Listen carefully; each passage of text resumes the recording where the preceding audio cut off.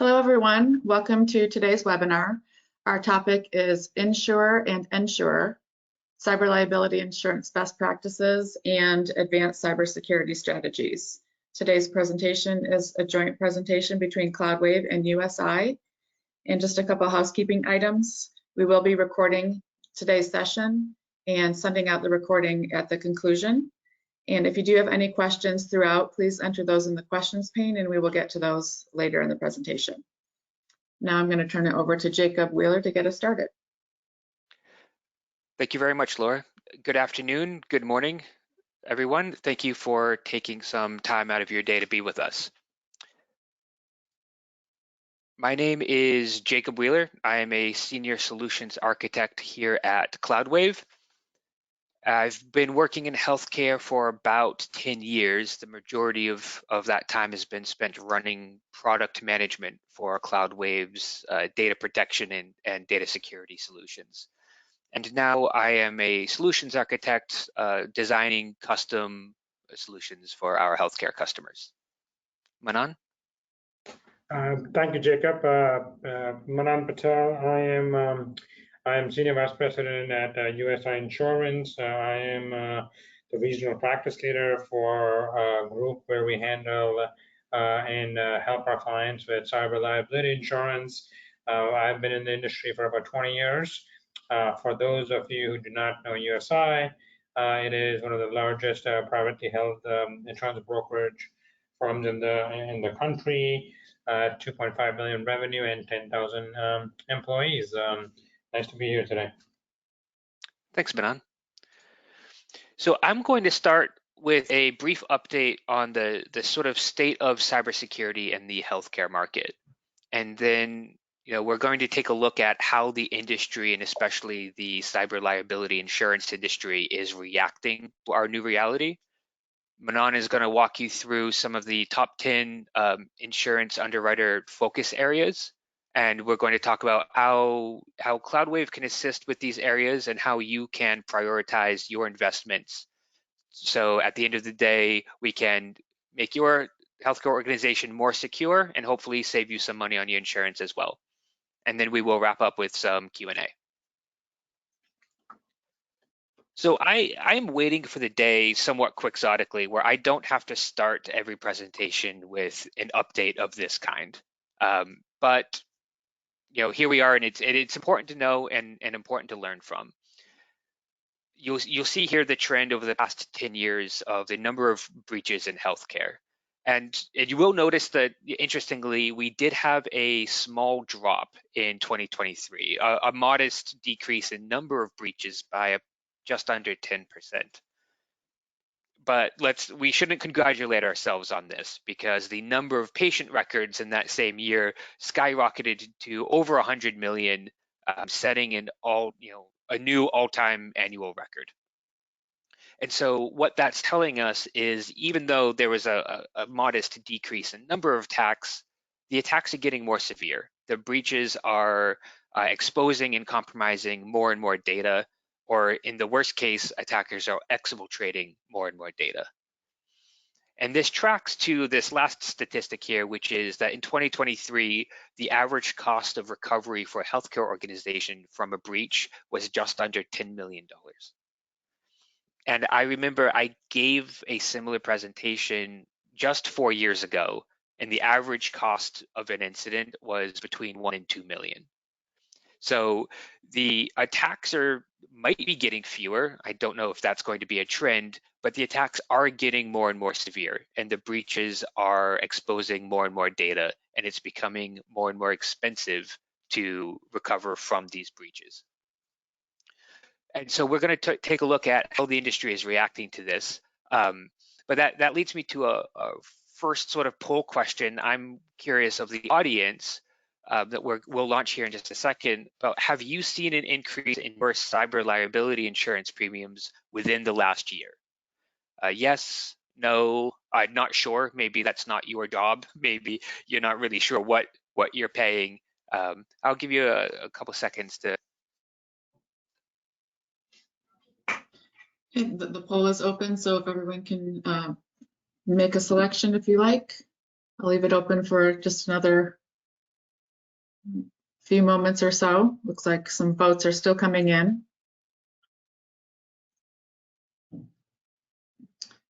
All right, I'm going to go ahead and close the poll. So make your final selections. Okay, and here are the poll results. It looks like 58% of you said yes, you have seen an increase in your insurance premiums. 11% said no, and 32% said not sure. Okay, fantastic. So the majority of you have seen an increase in your premiums in the last year. Manan, is that tracking with what you're seeing in the industry? It's tracking, perfectly as a poll suggested. So I think, what this chart is showing is, it's USI's proprietary data where we saw what kind of rate changes or premium changes we saw with our clients or since 2018, and what has happened to the insurance premium rates. We didn't do this exercise, Jacob, but it would have been interesting to take your chart of the number of incidents and superimpose it upon this chart, and I think it would align perfectly because 2018, 2019, where your chart showed a significant increase in number of attack against healthcare organization and exposed records. Insurance industry doesn't react that quickly, so it took a quarter or two for it to sort of react to it. But basically the way we look at it is, pre-2019, cyber insurance was mainly used for compliance reasons.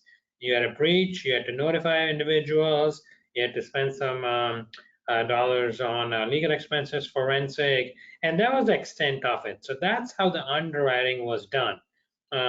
If you were involved in purchasing cyber insurance pre-2019, it was really easy, one-page application, sometimes no need for an application. When 2019 came about, this event called ransomware started happening, and there was a significant increase in that. So that is sort of reflective on here. So when the ransomware attacks started going up, then the cyber insurance industry did not know how to price it or underwrite to it. So the first thing they did was they significantly increased the premiums and retentions for our customers. Perhaps pull back limits if they were providing 10 million. Now they're only providing 5 million. But then the other thing they started doing is initially the requirement was just multi-factor authentication on emails and some of those controls, and then they slowly started adding other requirements to it. So those controls, as well as industry dynamics, there was a year where our clients felt the pain of significantly higher premium and constrained terms and conditions. But in 2023, I think Jacob mentioned that in 2023 there was a slight dip in the number of attacks. So if you see the trajectory, the insurance premiums, the increases also started normalizing to pre-pandemic levels. So there's a direct correlation to what's happening in terms of attacks and where the insurance premiums are going. Next slide, please. But this slide talks more broadly about what's happening in the cyber market. So as I said earlier, 2023 was a year where we saw that clients experienced some relief with their cyber insurance premiums. There are a couple of things that sort of factored into it. One, when premiums started going up 100%, for a year or so, that attracted additional capital and new insurers came in the marketplace. That created competition. Second, all those controls that I mentioned earlier that the insurance companies wanted their insureds to implement, that resulted in some normalizing of number of attacks that were happening. So that also helped in it. So in 2023, overall, in terms of range, we saw premium decreases anywhere from minus 20% to plus 10%. Some of what you might have experienced depends on the timing of the year. If you renewed in Q1 of 2023, you were probably, closer to the +10, but if you renewed after that, your terms and conditions were much better. 2024, we are cautiously optimistic that it will continue according to what happened in 2023. Underwriters expect insureds to stay on top of known issues. We'll talk a little bit about patch management. If there's a known vulnerability, they want to make sure that you have a plan to address it as soon as possible. So they want their insureds to stay cutting edge when it comes to that. Underwriters are developing more industry-focused underwriting questions and underwriting around it. Healthcare in particular, because of the data and the HIPAA regulations around it, there are questions around it. Biometric, started in Illinois. That is sort of is a concern for insurers because of the penalties that can be assessed.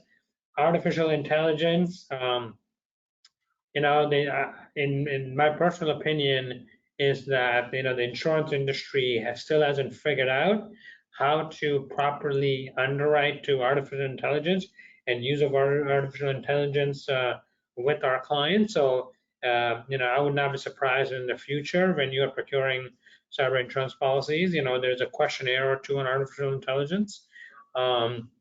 Controls still seem to be a major factor in underwriting with our clients. There is, because of the world that we live in between the Ukraine and Russia war and the war and the conflict in Israel, there is some language discussion around the war exclusion on the policy. How does that impact when one nation state is using cyber warfare against other nation states? So, all these are emerging issues, and they're talked about. The next few months we'll know how they sort of go about, shaping the cyber insurance marketplace. But, we remain, as we stand today, we remain optimistic that, cautiously optimistic that, the market is continuing to be insurer friendly, absent of, any major pullback in the capacity or significant losses that go about. But Manan, we're getting a lot of questions about AI today, and we think about AI and its sort of imminent arrival. Well, I suppose it's here, but it's imminent adoption. And there are really two ways to think about AI. There's AI that's being used by your organization and your users. Are your users logging into ChatGPT or Bard? And how do you patch an application whose code you don't even really understand, and the creators don't necessarily either. And then you've got AI in the hands of the malicious actors that are crafting more and more vicious attacks with AI as a tool. So we've had to start writing some policy templates for our customers about starting to get a handle on AI. It's nascent, but it's coming. Absolutely, and I think the biggest issue that from a cyber insurance perspective is, what are you doing to make sure the privacy laws are not compromised when you are implementing AI? Like ChatGPT, for example, there's a free version and there's a paid version. Are you allowing your employees to just download the free version and ask questions, or putting in specific patient data in there to get a response? So all those, again, I think, as I said earlier, the insurance industry has not fully figured out how to underwrite to it, just because it's, as you said, right? It's companies are trying to figure it out. The day is not far where there's going to be a question or two asked about it, and we'll all have to figure out. But right now, we get a lot of questions, and I don't know if this is the right time to talk about it or not. We get a lot of questions. is artificial intelligence covered under a cyber policy? And our response is most cyber policies do not have an artificial intelligence exclusion on there.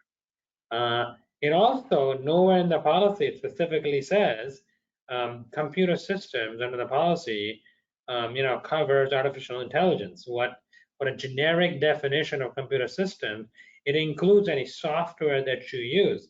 Artificial intelligence is software that you use. So more to come on it. Yeah, we can probably have my guess is in 8 months we can have an hour-long conversation just about that. I look forward to it. More specifically for healthcare, right? So, regulatory oversight, the HIPAA laws, because of the way, CCPA and some of the regulatory exposure is there, and because of the data that healthcare organizations have from, name, date of birth, a lot of HIPAA records. So, they're always a target, and there's a role regulatory oversight over it, which has resulted in some privacy lawsuits, more particularly related to pixels and things like that. Ransomware attack, again, a major focus. If your electronic record management system is under attack and is shut down, well, how can you operate? Are you suffering a business interruption loss related to that? One item that with ransom is, what are the OFAC restrictions around it? So again, it's a risk that healthcare organization face in particular, mainly because just shutting them down can have impact on people's lives. When the whole ransomware epidemic or pandemic, whatever you want to call it, started, there was an unwritten rule of by the bad actors that they are not going to attack healthcare organizations, but I think that got changed very quickly, as we have seen. So, ransomware is sort of industry agnostic. So, social engineering and computer fraud, again, I think this is where creative emails sort of are sent to internal folks saying that we are making a purchase here. I'm on the road. Can you wire $100,000? I'll fill out the proper approval form when we return. Things like that. And I was just at a conference where they talked about AI, and it was scary. And I think my trust level on the emails I get is not very high after that. You can basically buy programs that can auto-generate voice, people's faces. It can write emails for you that look exactly like that. So there's a lot of, AI is going to play into it, and most likely increase the social engineering fraud cases that are coming up. Again, future risks to consider AI. We will get asked, how are you implementing AI in your day-to-day? Are you using it to sort of somehow organize your healthcare records? What are you using it for? And is it staying within your environment, or is it leaving your environment? So more to follow on that. So Jacob mentioned a little bit about top 10 cyber underwriting focus areas. So when we work with our clients, we normally about 120 days out, we sit down for what we call our renewal strategy discussion, where we tell them what's happening in the marketplace. But in the world of cyber, more importantly, where we tell them is, here are the top 10 things the underwriters are looking for, and you got to get graded based on that. Everything in the IT world or any other world, right? Resources cost money. When I go through this, the point is not that you need to check the box on each one of them.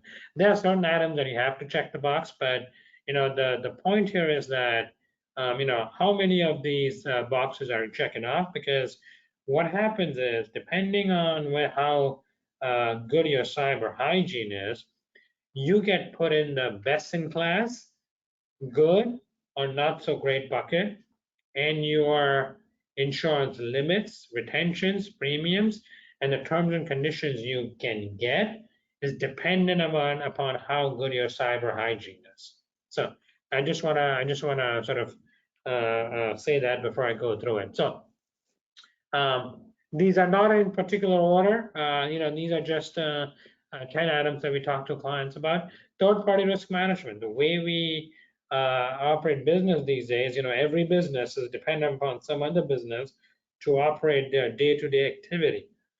What the insurance companies are looking at is, have you done an analysis that if, Epic, for example, I don't know if anyone on the call uses Epic or some other record management system. If Epic goes down, well, what happens to your business? Have you done an analysis on how you would continue to operate if your main system operating your business is not functioning? Have you asked them about their plans? How is their cyber hygiene? Have you asked them, is your E&O coverage or cyber coverage adequate to the exposure that their organization is bringing to your organization?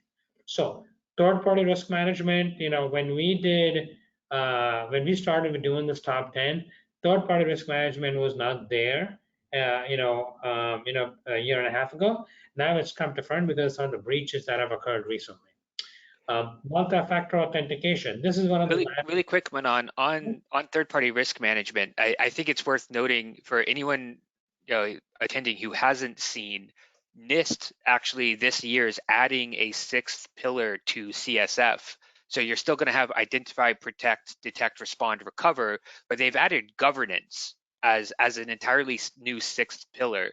And one of the things they're going to be looking at is this sort of, is your risk management strategy, are the expectations established, communicated, and monitored, right? So these questions of it becoming about process and people more than the technology is really coming to the foreground.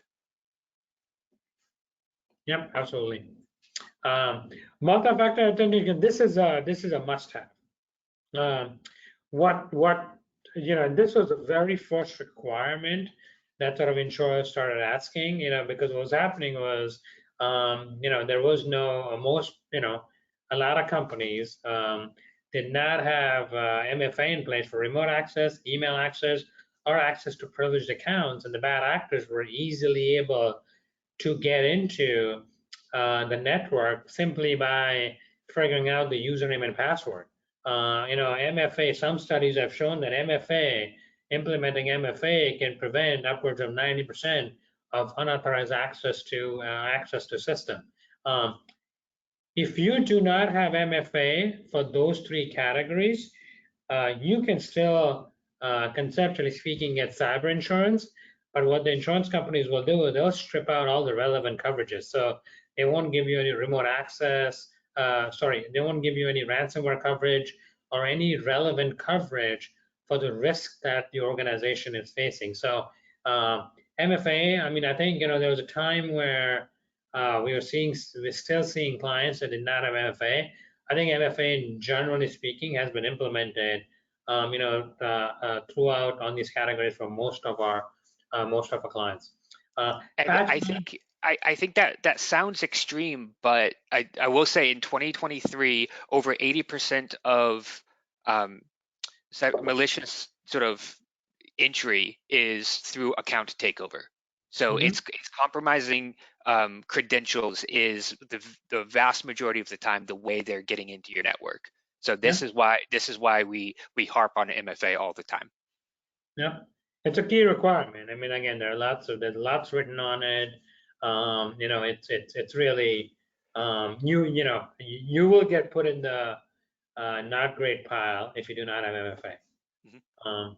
Patch management, again, there is if you have a smartphone, I feel like I get a update from Apple every other day, and initially they start off by saying that we're going to add a new emoji, but at the very end it says this app also includes it also includes security updates, right? So similar to that, a corporate infrastructure, there is vulnerabilities that come out, and so the insurers want to make sure that if a patch is available for a known issue, you have a process in place to implement that.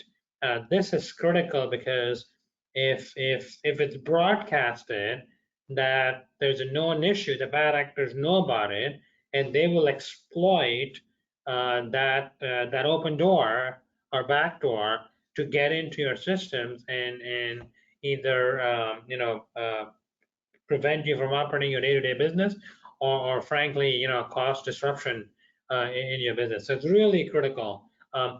We also appreciate that given the intricacies between different systems, there needs to be a testing phase on patch management, so that if one patch is not going to break the entire the system. Underwriter just want to know that you have a process around it, and then you are making sure that zero-day patches take priority over some of the other patches. So they just want to make sure that you're still not operating on a system that has not been patched, and you bought the computer at Circuit City when they're in business. So they just want to make sure that there's a process around it. And on patch management, Manan, I love your point here about how you deal with exemptions, because there are always going to be certain exceptions to a maintenance policy, and in healthcare we have even more of them, and far more specific, right? Sometimes there's PHI in an application, but the company went out of business and it doesn't run on the newer operating systems, and you can't get patches for the old ones. So how are you handling that exemption? You might have a lot of network attached medical devices that your OEM is telling you can't touch, or you're going to void your warranty. But these are in your hospital, they're on your network. How are you dealing with these exceptions?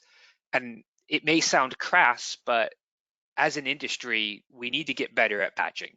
I know it's a boring thing to talk about, but if you isolate the successful attack data from last year, of the attacks that got in because of a unpatched vulnerability, over 55% of them were over a year old.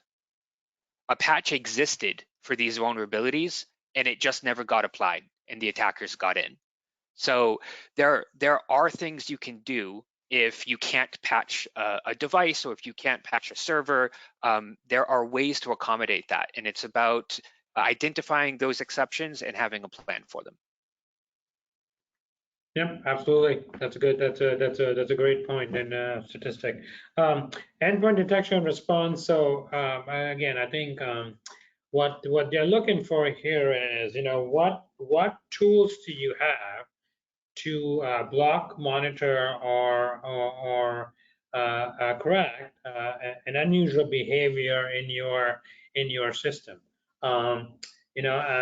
Just having an antivirus doesn't cut it these days with the insurance companies. But the insurance companies also, and not all of them, but some insurance companies pay attention and give you sort of credit for using the correct version of the EDR. Just like any product, like a car, there are different trim levels, right? So they are monitoring and making sure that they properly underwrite to the correct version of the EDR tool that you have in place. So again, I think if you are thinking or implementing this, folks like Jacob and CloudWave would be the best to sort of recommend this. But I would also suggest that if you were either changing tools or implementing it, just check with your cyber insurance advisor to make sure that that particular tool is not viewed negatively by the insurance companies, because of some of the data sets around what has happened, and where they're seeing claims. There's a correlation between the EDR tool that they have, that they monitor those things. So just make sure your advisor is part of that discussion as well. Incident response plan, I think this is one of those things where, have you tested the car that you paid all this money for, right? So what it is like, you can have all the best tools in the world, but if you don't test it to make sure that actually works when Armageddon hits, it's not useful, because the time to exchange business cards is now when the house is on fire. So, we strongly suggest that your IRP plan should be reviewed, tested. You can also implement tabletop exercises. Some insurance companies will help you in that aspect with either pre-negotiated discounted rates with firms, or there are some policies that give you some reimbursement, or like a risk management fund, towards the cost of a tabletop exercise. So I would highly suggest that incident response plan be reviewed and tested, at least on an annual basis. Which is a great point, and leads us to our next poll question, and which I'm curious, which we'll launch here in a moment. Have you performed a tabletop simulation exercise to test your IRP within the last year? Yes, no, but you plan to this coming year, or again, maybe you're not sure. And while you're answering that, one of the things I see all the time when I'm speaking to customers is, I'll ask about an IRP. They say, "Yep, we've got an incident response plan," and I say, "Okay, can I take a look at it?" And sometimes it's something their CISO wrote a couple years ago and put in a drawer, and no one knows where it is or what it says. Sometimes it's available, and it's written in a very optimistic way. It's written assuming all the steps are going to succeed. It doesn't have contingencies, backup people to call. It doesn't pass what I call the 3 a.m. test. Is this plan going to work if you have to launch it at 3 a.m. on a Sunday, right? And so we do these tabletop exercises all the time. And one of the things we like to do is, while walking the customer through the exercise, is to identify a high quality resource and then work into the situation somehow that resource is no longer available. Maybe something's going on at home, or he couldn't get into the office, you can't reach him by phone, and see how the plan adapts. Okay, thanks, Jacob. Great points. I'm going to go ahead and close the poll. It looks like most people have made their selections. And it looks like there's a tie for yes and no at 20%. And the majority, 40%, 47% said they have not done a tabletop exercise in the last year, but have plans to this year. And 13% were not sure. Which is great, right? Because, when we do this again in the end of 2024, we'll have, about 70% that would have gone through this exercise. So, which is great. Exactly right. So to continue on, so the other areas that underwriters are looking for is network segmentation. They want to know how have you divided up your house so that if the intruders, get into one part of your house, can they easily just go to the entire house and sort of disrupt your entire house? Jacob was earlier talking about, there are some products where patch is not available, but they are necessary for the operation of, for the other parts of the network, and we call it end of life, end of support. Underwriters realize that you will have some of those physical assets there. But what they're looking for is, well, what is your plan around it? Are any of those directly connected to the, are they directly connected to the outside world? do you have any EDR tools installed on it? Can you install EDR tools on it? Do you have a process to monitor any lateral movement if the bad folks get in? And more importantly, do you have a proper inventory of all your assets that are critical to your system, including your end of life system? So again, what they're looking to do is, do you know what you have or what you have to deal with if there is an intrusion in your system? Backups, this was the ransomware really brought this to the forefront with the cyber insurers, because I think everybody had a backup. The issue that folks had, when the ransomware wave started was, the backups were connected with their main system. So when the bad guys were able to get into the backup, into the main system, they were easily be able to get to the backup and encrypt or lock up both those sides, so that when there's a ransomware attack, the clients could not use their backups to be up and running. So what the main question that the insurers are looking for here is, is your backup cadence such that if the bad actor is able to get into your main system, can they also get into the backup, or do you have enough controls in place that they cannot encrypt or get into the backup through your backup solution, so that in the event of a ransomware, the insured or the client can use that backup to be quickly up and running to reduce the amount of business interruption that occurs in the event of a ransomware? I know, Jacob, I'm sure you have some technical points to add there. You're absolutely right. We talk about backups a lot, and in the industry, there's a lot of confusion about encrypted, immutable, air gapped. So I actually wanted to ask you, Manan, do the underwriters have a preference? Does it need to be one versus the other? Does it have to be both, or is it just about having they want to see evidence that something is in place, and we've taken you've taken an approach to making sure that the data is safe? Yeah, so no, it doesn't have to be everything, right? I think what they're looking for is sort of some strategy where the backup is going to be remain intact, right? It's not going to be compromised. Second, they also want to make sure that the backup has enough controls around it to prevent unauthorized access, right? So it can be a combination of a bunch of different things. It doesn't have to be exactly this and this.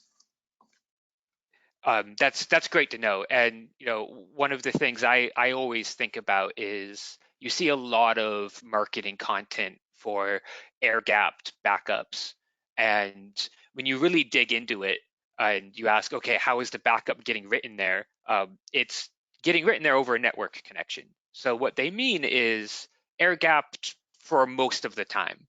And it's still a good solution. It's a limitation to be aware of, insofar as we have seen attackers that are on the network aware what's going on. They wait for that connection to be established and then use it to compromise the backup repository. So one of the reasons at CloudWave we prefer immutable solutions to air gap solutions, but it's just something to keep in mind when you're evaluating options. Awesome. Access control. I mean, the simple way to put this is, who has the keys to the house, right? So in every organization, there are regular users and there are super users. Super users usually have more broad control over what kind of programs are downloaded on assets, who's connected to who. They want to make sure that you have proper controls in place to prevent unauthorized access by the bad actors using the credentials of the super users. There are different tools to go about doing it. But again, similar to the backup, similar to the network segmentation, the theme here is that they are monitoring and rating you based on what kind of thought process you put into to prevent unauthorized access, and what kind of controls do you have? If you simply just have a username and a password for the super users, that'll be a problem. If you have a privileged access management solution with MFA, that is a much better solution than than a simple username and password. So again, you're being unwritten on what thought process you have put in there. The next one is major, right? So again, maybe Jacob doesn't agree with this statement, but you can put all the tools in the world you want, but you cannot prevent a human from following bad habits, right? So, but the way to prevent that is training. Underwriters are looking for, are you conducting phishing campaigns? Well, what happens when you are conducting a phishing campaign and somebody fails it? Is there a follow-on training? Is your click rate so low, right? But what I mean by that is how many people are passing. If 98% of the people are passing, only 2% are failing, maybe you need to do a better campaign. So again, I think they are constantly, trying to make sure that the culture of cybersecurity is part of your overall operating culture. Manoj, I actually couldn't agree more. I think tools actually sometimes give us a false sense of security if the people using the tools aren't properly trained. For instance, I think MFA is a brilliant tool and you have to use it. But if we think back to last year, the attack that took down MGM compromised an account that had MFA because they were able to get the base credentials and then they were able to call the support desk and have them reset the MFA because they claimed they had just lost their phone and they just had to buy a new phone that morning. So having MFA, it's not, these tools aren't perfect, right? The people who are conducting them have to be properly trained, or otherwise it's really all for naught. Yeah, absolutely. I mean, I'm going to joke about this, but I think last year, I don't know if it was a USI's phishing campaign or not, but right last year, right around the holidays, I got an email basically saying that you have worked very hard this year, blah blah blah. Here is click on the link below, and it's a $50 gift card for lunch. And because we go through intense training here, my antenna went up, and I jokingly said that, oh, I didn't realize USI was this nice because they give a $50 gift card. So again, things like that. If it's too good to be true, it's probably too good to be true. That's right. Email hygiene. What tools do you have in place to prevent malicious email from reaching the user? If there's a known entity that that your IT group or information security group is aware of it, is there a way to filter out those emails so they are quarantined and they're flagged for your users to sort of give them an opportunity to not even click on the link to sort of prevent? So again, most attacks happen, as you said earlier. Somebody gets an email, they click on it, it sort of initiates a malware on your computer, and that's how attacks are launched. But if the email never got to that user, it was quarantined and it was flagged, the hope is that that event that would have happened without that quarantine would not occur. So it's really critical to have proper email hygiene tools. Fantastic, and I really appreciate you walking through these 10 areas. I was curious, is there any way to predict, fixing, implementing a solution that takes care of any of these 10 areas? You mentioned this earlier, costs money, right? Is there any way to predict or quantify the impact that might have on your insurance premium? I get that question at least once a week, right? So there isn't, because most insurance policies, again, depending on your size, they cost X, right? Some of these tools are not cheap; they're expensive. So just because you're implementing, to keep it very simple, let's say you're paying $100,000 for your cyber insurance, you implement a tool that's costing $20,000, your cyber insurance premium is not going to go to $80,000. Right. What impact you do have is that if you have the correct tools in place, your retentions are limits. Retention is sort of like a deductible for your car insurance, right? So if you have a claim, you pay that first. Good cybersecurity hygiene has a direct impact on the retentions you have and the premium you have to a certain extent too. So, but it's you will not be able to quantify that 20,000 equals 20,000 in premium savings. Okay, that's fair enough. Well, thank you for walking us through that. I'm going to chat a little bit about how CloudWave approaches these focus areas, and what we do and how we assist healthcare organizations with their approach. But I want to mention a few categorical points first, and these are things that keep coming up in my conversations. Is I will have a conversation about security, and I will get told, "Oh, I appreciate it. That's okay. We do our HIPAA risk assessment every year, and we pass with flying colors." So the first point I want to make is that HIPAA compliance is not security. And if this is something you've already internalized, great. I won't belabor this point, but merely applying with the privacy and security rule in HIPAA is really not sufficient. All of these areas that Manan just walked through, you'll notice are really not mentioned throughout CFR. So just complying, doing your risk assessment, it's necessary. You got to do it, but that's a very small piece of the puzzle. The second is that tools don't create security, and I already mentioned this a little bit. I talked about how that it's really the people using the tools that create the hygiene and create the security program. But there's another element here, which is that tools are often bought and then not implemented. So you've cut that check. You say, yep, you can check that box. We have MDR now. But according to a recent study by Gartner, only about 1/5 of these tools actually get fully deployed. And a tool that is only partially deployed can almost be worse than not having it at all. Insofar as it lets managers and users get into this false sense of security. We do test phishing campaigns all the time. And one of the answers we often get for why someone clicked on a link is that it got through the email filtering solution, right?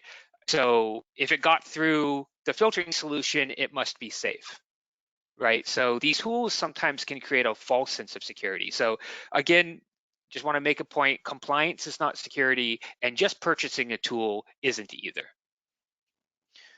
So what can you do, right? I'm not going to spend a lot of time here and walk through every CloudWave point solution, but I do want to touch on a couple because the merger of CloudWave and Sensado last year really created a portfolio that is both comprehensive and unique to the market. So any of these focus areas that we just walked through, if you think your organization needs assistance with, there's some activity that CloudWave does on a regular basis that can assist with it. And these are data protection and management options through managed security options. Are you struggling with patching old systems or just getting a culture of maintenance? CloudWave can come in and do all the patching for you. We do the penetration tests, but if you're struggling to get your backups into an air-gapped or immutable place, that's something that CloudWave can come in and offer as well. So again, I don't want to bore you here by going item by item, but whatever the area is, there's something we do on a regular basis that can help. But I do get the question a lot, which is, that's fine, but where do I start? I've got my risk assessment results. You just walked me through 10 insurance liability areas I need to focus on. I have a NIST framework I'm trying to follow. I have so many things to do. Where do I really start? And I'd say to that, you have to start with an assessment of some kind. And the reaction I get is always the same when I say that. You probably did it while listening to me now. You probably rolled your eyes, right? Not another risk assessment. And I'm actually with you. Risk assessments are often not fit for purpose. You can get overwhelming results, hundreds or thousands of findings. It doesn't create alignment because there's no way to prioritize these findings and approaches. They don't get everyone on the same page. They take forever to execute. When I'm talking to someone about an assessment, they need answers quickly, and these are often delivered in months. The data can be highly technical, right? And all of this results in the fact that you don't get an ROI from the risk assessment. Yes, you get the 300-page document that's dropped on your desk, thank you very much, and they leave. But it doesn't really inform the foundation of an investment strategy, which is why we prefer maturity models to risk assessments. And the maturity model we use is actually C2M2. I'm going to say that because it's faster. Was a maturity model originally created by the Department of Energy as a way to rapidly assess the security of their nuclear power plants, which you can imagine is a pretty important thing to do. We took that maturity model, we crosswalked that for healthcare. We crosswalked that to HIPAA and NIST CSF.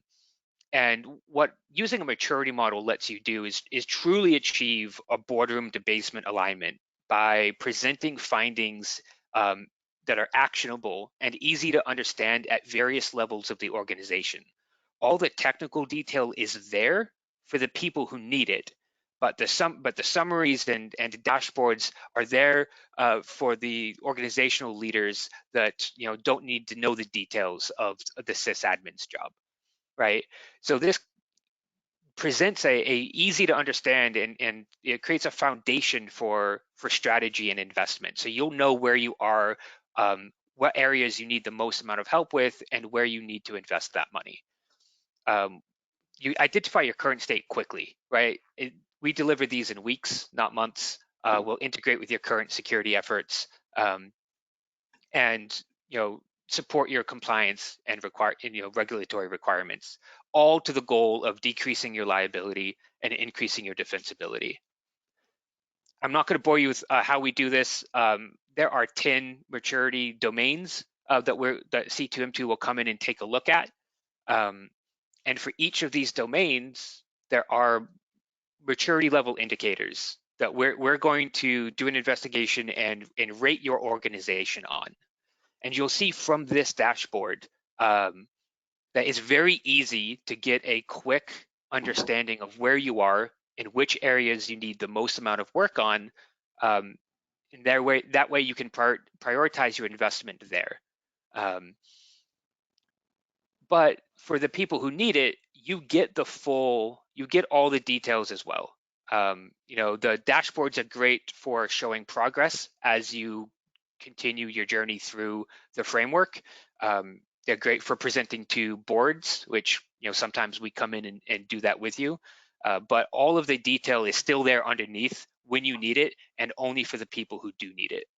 I love our C2M2 practice. I think it really creates a unique alignment rapidly and lets you understand where you need to be, where you need to go, and what's the best way to get there.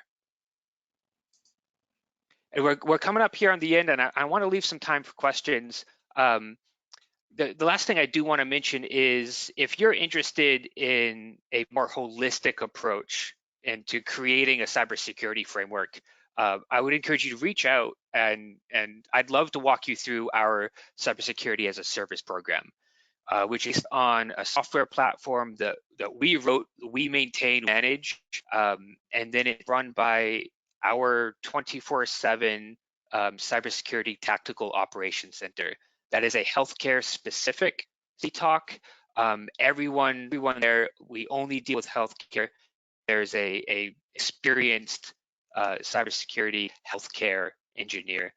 And you get access to a large portfolio of strategic guidance and policy templates and creation. I mentioned earlier the artificial intelligence policy template we've written recently. That's in this library of strategy, guidance, and compliance.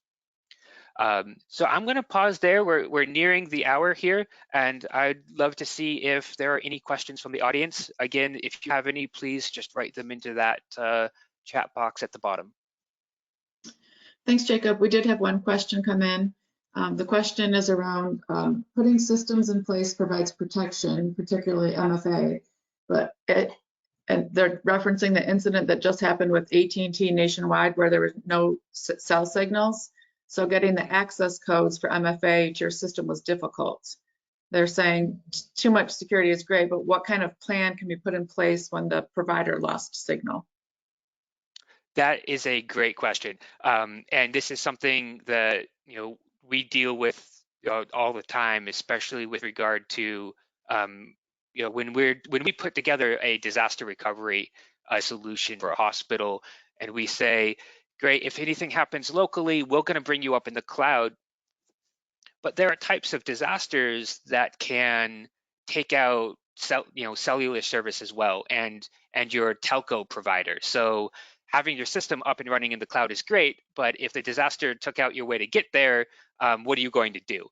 So this is something, this is one of the factors that we have to consider a lot. And there isn't one approach here, I guess. Unfortunately, there isn't an easy answer. We embed as much redundancy as we can. We will put 5G receivers in our racks and sort of try to establish network connectivity even in the event of certain providers going down. But there are geographic areas where you don't have that type of redundancy. So there are options, and it's going to be unique to where you are in your situation. But I'd love to discuss that in more detail if your situation specifically, if you wanted to reach out afterwards, that'd be great. Thanks, Jacob. And one more question. Are ransomware payments covered under cyber liability insurance? Oh, that sounds like that's for you, Manan. Yeah, so they are subject to OFAC restrictions. OFAC is, the government's way of saying that, you cannot, willingly pay to an organization that is quote unquote on the do not pay list of the Treasury, right? So typically what happens is, you have ransomware, and then you get to a stage where the ransom is authorized to be paid. Your counsel is going to do an OFAC check, and if it passes OFAC check, then the payment is made. Keep in mind that the bad guys know what the process is, so they're gonna try very hard to not be on that OFAC list. So yeah, the ransomware has been paid, and some of the pain that the insureds, our clients, felt in terms of the insurance premium was mainly because insurance companies are paying ransom on risks that they had not underwritten to. So yeah, it's definitely being paid. All right, great, thank you. There are no more questions. Okay, so thank you everyone for joining. I did want to mention that we are hosting a webinar tomorrow that will be a review of the HHS's healthcare and public health cybersecurity performance goals that were recently released. So we'll be talking about how that impacts healthcare organizations and how this differs from those other frameworks like HIPAA and NIST CSF. That's tomorrow at 2 p.m. Eastern, and I'm going to put a link in the chat if you want to register for that. By registering, you're also joining our Cybersecurity Insider program, which offers monthly live webinars and access to threat intelligence and other training and other resources. I know some of you on the call today are already members of this Insider program, so you don't need to re-register. You're already signed up for that, but if you're not, please register if you'd like to join us for that webinar. And any last comments, Manan or Jacob? Not for me. I just want to thank everyone for taking some time out of your day to listen to us chat. Same here. Thank you for listening to us. Good conversation, Jacob. All right, thank you Manan, both. I really appreciate it. Thank you. Have a good day, everyone. Bye.